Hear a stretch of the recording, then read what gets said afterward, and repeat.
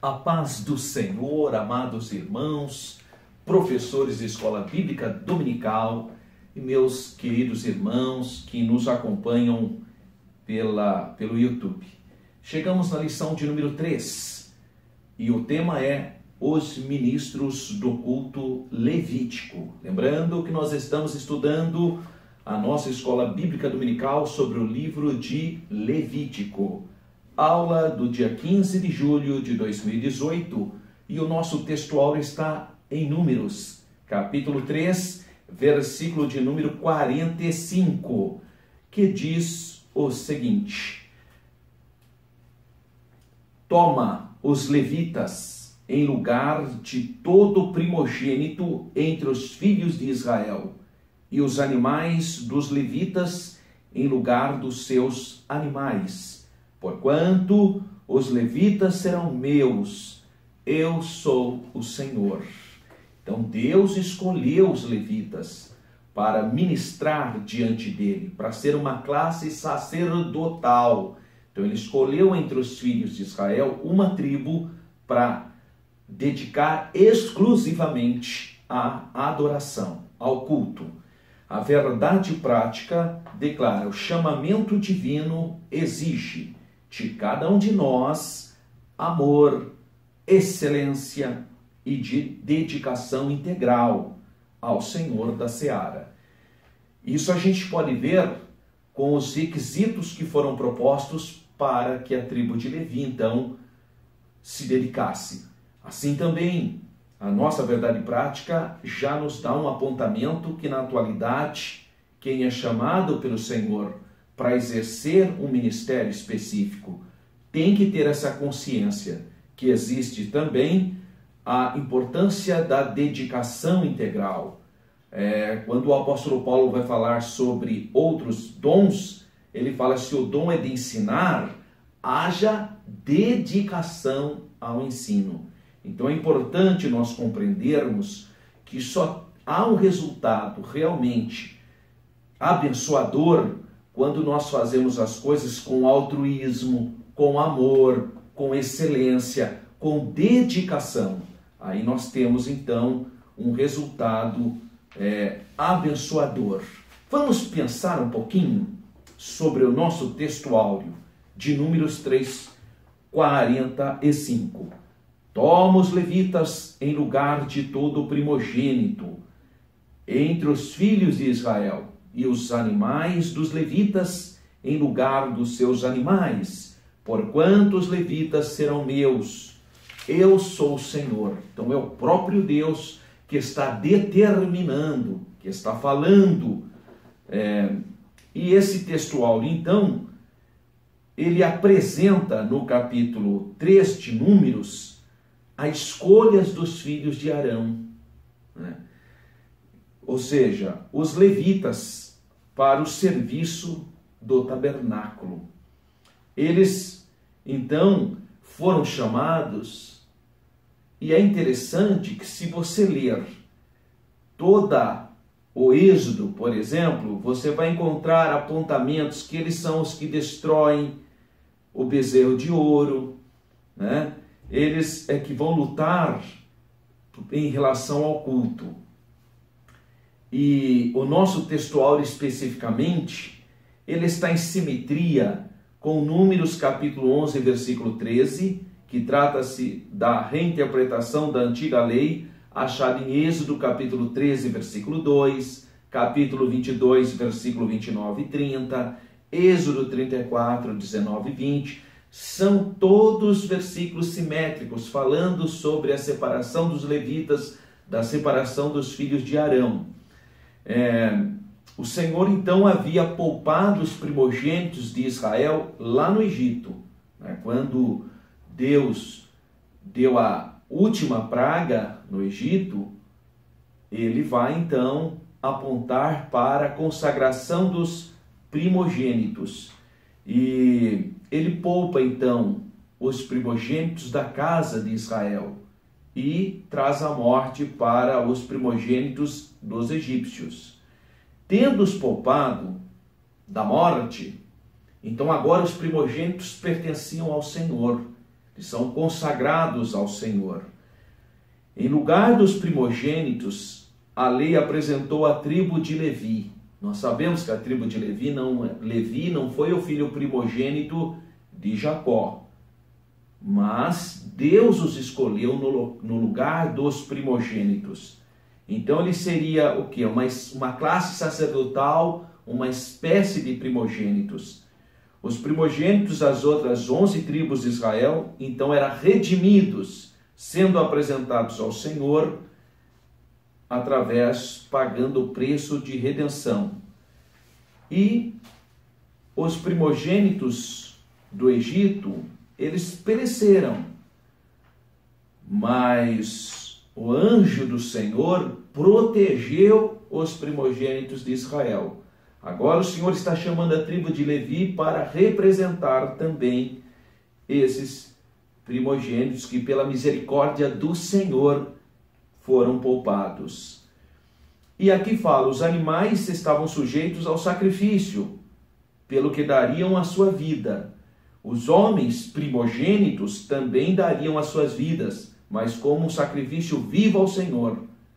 Isso você pode fazer um paralelismo também com Romanos 12, 1 e 2, quando você vê um princípio espiritual dessa mesma ideia. Então o povo inteiro de Israel, em certo sentido, era o quê? Um povo primogênito do Senhor. Israel, meu primogênito, está escrito em Êxodo 4, 22. Todo mundo sabe que Israel não foi a primeira nação, mas aqui nós temos que entender que a palavra primogênito, ela não tem só o significado do primeiro de uma série. Ela também tem a ideia de aquele que tem a primazia. Então, a palavra primogênito na Bíblia não tem apenas o significado do primeiro de uma série. O exemplo está aqui, Israel, meu primogênito. Israel não é a primeira nação, portanto não foi a primeira de uma série. Tinha outras nações, a própria nação de onde veio Abraão, de Ur dos Caldeus. Então a palavra primogênito aqui tem a ver com Israel, aquele que tem a primazia das coisas espirituais. E ele termina o versículo dizendo, eu sou o Senhor. A forma mais longa dessa frase é, eu sou o Senhor vosso Deus.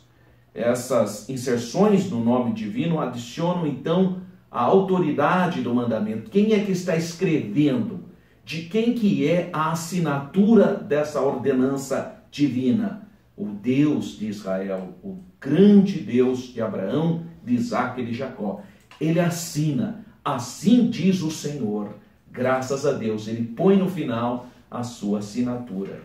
Bom, a leitura bíblica em classe está em Levítico capítulo 8, entre os versículos 1 a 13. Nós temos os objetivos específicos dessa aula. Há uma introdução aqui para nós refletirmos, especialmente os professores. Sempre é bom fazer essa leitura dessa reflexão. Temos um ponto central, que é o chamamento divino exige separação, excelência e dedicação integral.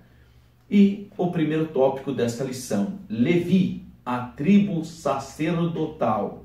Em primeiro lugar, a gente precisa entender quem foi Levi. Depois a gente verifica os demais elementos. Então, o nascimento de Levi. Ao dar à luz a Levi, Levi é filho de Jacó e de Lia. Como diz Gênesis 29, 34, a expressão de Lia, agora esta vez se ajuntará meu marido comigo, porque 3 filhos lhe tenho dado. Então ele é o 4º filho. Por isso a esposa desprezada de Jacó foi impulsionada a dar o nome de Levi ao seu... Desculpa, eu disse 4º filho, o 3º filho. O 4º filho é Judá. É Rúben, Simeão, Levi e Judá. Judá é o 4º filho, Levi é o 3º filho. E de fato, os levitas sempre estiveram ligados ao Senhor, pois assim o menino passou a ser contado entre o patriarca das 12 tribos, a tribo de Levi. 3º filho de Lia com Jacó. O zelo dos levitas. Então a Bíblia apresenta um episódio triste aqui em Gênesis 34, versículos 25 a 31. Mas, apesar do episódio ser triste, reprovado por Jacó, por outro lado, mostra o zelo de Levi na proteção da honra da família, considerando a cultura da época. Mais tarde, após a saída de Israel do Egito, os levitas juntaram-se a Moisés. O próprio Moisés era da tribo de Levi, né? Então, eles se juntaram a Moisés no combate à idolatria gerada pelo bezerro de ouro, conforme Êxodo 32, 26 a 28. Então, eles eram homens de maior firmeza, de maior pendor espiritual. E 3, a vocação sacerdotal dos levitas. Não foi sem motivo que o Senhor escolheu a tribo de Levi. De Levi veio então Arão e Moisés. Então se percebe que os levitas eram piedosos, tinham no Senhor uma aliança particular. Tendo em vista o caráter santo e distintivo da tribo de Levi, aprove Deus, então, conhecedor do coração, a escolher a tribo de Levi. Então, resuminho desse primeiro tema. A tribo de Levi foi escolhida e separada pelo Senhor para o serviço sacerdotal. Há um subsídio bíblico teológico tirado do Novo Manual dos Usos e Costumes dos Tempos Bíblicos, que fala então sobre Levi, um pouquinho sobre a vida, uma espécie de bibliografia. Temática 2, o sumo sacerdote. O sumo sacerdote de Israel obrigatoriamente tinha que ser da tribo de Levi e tinha que ser descendente de Arão. Então, primeiro, descendente de Arão. O sumo sacerdote era o principal representante do culto, era a cabeça do cerimonial do culto divino. Por essa razão, então, o Senhor exigia que ele proviesse da tribo específica de Levi e de uma família específica, que é a família de Arão. Assim, duplamente separado, da tribo de Levi e da tribo de Levi da casa de Arão, tinha condições de apresentar-se como a maior autoridade espiritual do povo de Israel, constituído a favor dos homens, porque o sacerdote, ele é constituído para levar as petições do povo para Deus. O profeta leva a voz de Deus para o povo, o sacerdote leva os pedidos do povo para a presença do Senhor. Subtópico 2, ungido para o ofício. O Senhor determinou então que o sumo sacerdote fosse ungido. Em Israel se tinha o óleo santo, sagrado, que se usava exclusivamente para ungir o rei e o sumo sacerdote. Como nesse período ainda não tinha rei, era usado exclusivamente para ungir o sumo sacerdote. Sobre a unção divina, então, essa pessoa agora estava consagrado diante de Deus e das testemunhas para o exercício sacerdotal. E 3, era um cargo vitalício. Ele continuaria sacerdote até a sua morte. E 4, servo de Deus. Apesar da importância do cargo, ele não era estabelecido para governar sobre o povo. Não, ele era estabelecido para ser um servo de Deus. Ele não era infalível. Você vê que muitos sumos sacerdotes cometeram erros, tá? Mas ele era então, esse cargo ele era importante porque ele era então a pessoa que levava a petição do povo diante do Senhor. Sua obrigação então era servir ao altar e conservar-se puro, a fim de que o nome do Senhor fosse glorificado. O capítulo 3 do profeta Zacarias descreve a dignidade do sumo sacerdote constituído sobre Israel. Então, resumindo do tópico 3, o Senhor estabeleceu que o sumo sacerdote deveria ser descendente de Arão, ungido, vitalício e servo. Então, uma pessoa de grande piedade, uma pessoa de vida de santidade, um servo de Deus. Nós temos um subsídio bíblico-pedagógico que fala sobre o sumo sacerdote, que foi tirado também do novo manual dos usos e costumes dos tempos bíblicos, publicado pela CPAD. Terceiro tópico, direitos e deveres dos levitas. Eles tinham direitos e tinham deveres. Então, os descendentes de Levi, principalmente os da casa de Arão, deveriam observar certos direitos e deveres. Viver do altar, santificar-se ao Senhor e ser uma referência moral, uma referência ética e uma referência espiritual. Então, primeiro, viver do altar. Os sacerdotes dedicavam-se então ao ministério do altar. Desse mesmo altar, eles deveriam viver. Portanto, não tinham eles direito de herança territorial. Você pode observar que a hora que eles vão dividir a terra de Canaã, não existe um território para Levi. Ele tem cidades em todo o corredor sírio-palestino. Não há um território específico como as demais tribos tiveram. Moisés, divinamente instruído, destinou-lhes cidades estratégicas por todo Israel. E também eles deveriam cuidar das chamadas cidades-refúgio. Quando ocorresse algum incidente e ocorresse algum tipo de morte, alguma coisa, as pessoas poderiam se refugiar nessas cidades onde os levitas eram os administradores. 2. Santificar ao Senhor. Em virtude do seu ofício, os sacerdotes deveriam erguer-se em Israel como uma referência de santidade, de pureza. O sumo sacerdote, por exemplo, tinha de ostentar uma faixa de ouro, uma mitra, onde estava escrito santidade ao Senhor. Êxodo 28, 36. E ele não poderia profanar, porque senão ele seria punido com muito rigor. E 3, tornar-se uma referência espiritual e moral. Toda sociedade precisa de referência.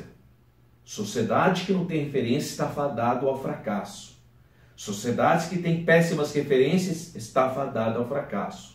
Uma sociedade que era um povo peculiar de Deus tinha que ter na pessoa do sumo sacerdote referência espiritual e moral. Os sacerdotes, por serem responsáveis pela aplicação da lei divina, da lei de Deus, da lei de Moisés, tinham a obrigação de ser uma referência espiritual, moral e ética para todos os filhos de Israel. Infelizmente, nós tivemos, e a Bíblia registra isso, os filhos de Eli não sendo essa referência, os filhos do profeta Samuel não sendo essa referência, e infelizmente, no caso dos filhos de Eli, eles vieram então a serem reprovados e, conforme diz 1 Samuel 2,25, tiveram uma morte em uma guerra onde foram basicamente perderam a bênção de Deus, aquela família, devido à desobediência. A santidade, a pureza que Deus requer de nós tem a ver também com sua presença, porque Deus é santo e quer habitar em nós, templos do Senhor, como a Bíblia chama em 1 Pedro 1,15, santos, sede santos, porque o nosso Deus é santo. A síntese do tópico 3, eram deveres e direitos dos descendentes de Levi viver do altar, santificar-se ao Senhor e ser uma referência moral, ética e espiritual. Nós temos um subsídio bíblico, teológico e as considerações finais. O sacerdócio levítico era glorioso. Seus membros eram considerados príncipes de Deus. Olha que coisa linda. Então Deus os consagrou, separou, mas eles tinham então também deveres. O Senhor Jesus Cristo, a Bíblia diz que ele é superior à casa de Arão, portanto superior aos sacerdotes levíticos. Por quê? Porque Jesus é o sumo sacerdote eterno, graças a Deus. Salmo 110, versículo 4, Hebreus 7, 13 e 17. Quanto a nós, somos uma nação também santa, um povo peculiar, luz do mundo e sal da terra, uma nação profética e sacerdotal, pois recebemos a incumbência de proclamar as boas novas, o evangelho que transforma o pecador, o evangelho que é poder de Deus. Portanto, sirvamos ao Senhor com todo o nosso ser, para que através da nossa vida venha o reino de Deus a esse mundo que jaz no maligno. Que Deus abençoe a sua classe de escola bíblica dominical. Eu convido você, todo sábado, a partir das 16 horas, ali na Assembleia de Deus, Ministério Belém, Campinas, Pastor Presidente, Pastor Paulo Freire da Costa, Rua Pastor Cícero Canuto de Lima, número 160, bairro Parque Itália, Campinas, São Paulo. Nós estamos ali para compartilhar, para tirar as dúvidas, para capacitar, para que o professor possa ter uma aula abençoadíssima no domingo. Que Deus continue abençoando a sua vida. Fique na paz do Senhor e não deixe de acessar o nosso site www.professoralberto.com.br.